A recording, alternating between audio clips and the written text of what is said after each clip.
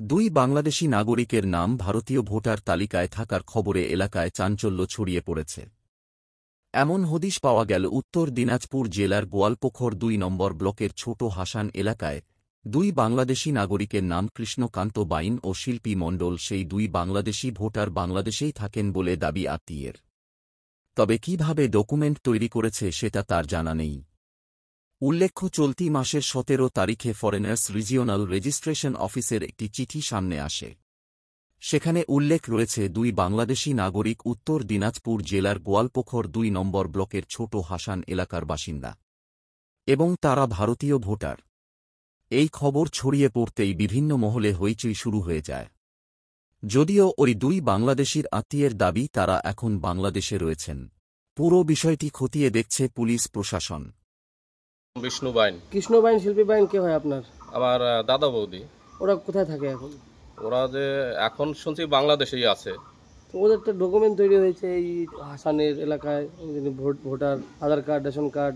হ্যাঁ, ওইটা তো আছে, কিন্তু ওনারা এখানে ওনার ডকুমেন্টস কিছুই নেই। আর কিভাবে করছে দাদা ওগুলো তো আমি জানি না। আজকেই শুনলাম আপনাদের এসে যে আপনারা আসছেন, তাই যে এগুলো কিভাবে কি হয়েছে কি জানা নেই আমার। তো কি মনে হয় আপনার, কিভাবে হলো? কোনো চক্র চলছে এখন দাদা চক্র তো আমার সেরকম কোনো জানাশোনা নাই যে চক্র আছে কিনা আর কিভাবে করতে হয়। এটা করছে হয়তো অনেকদিন আগেই। তো আপনার সঙ্গে লাস্ট কবে কথা হয়েছিল? লাস্ট মোটামুটি 2010-এ। 10-এ তো ওনার সঙ্গে দেখা হয়েছিল আপনার সাথে? হ্যাঁ। মানে ইদানিং তো আপনার ইসেতে আসে, তো ইন্ডিয়াতে আসে তো আপনার উনি দাদা? না, উনি আসছিল শুনছি ওইদিকে কোথায় ওনার আত্মীয় বাড়ি আছে দক্ষিণবঙ্গে, কোথায় মচানন্দপুর নাকি, ওখানে আসছিল। আবার ডাক্তার দেখে গেছিল নাকি, ওই জন্য আসছিল, আবার চলে গেছে। ফোনে কথা হয়েছিল? কিন্তু আমার সাথে ওই আত্মীয়র সাথে ফোনে কথা হয়েছিল। মানে আপনি কি বাংলাদেশে যাওয়া আসা আছে আপনার? না, আমার তো বহুত দিন আগে আমি গিয়েছিলাম, তা তো প্রায় 2009 কি 2008 এরকম সময় আমি গিয়েছিলাম একবার পাসপোর্টে।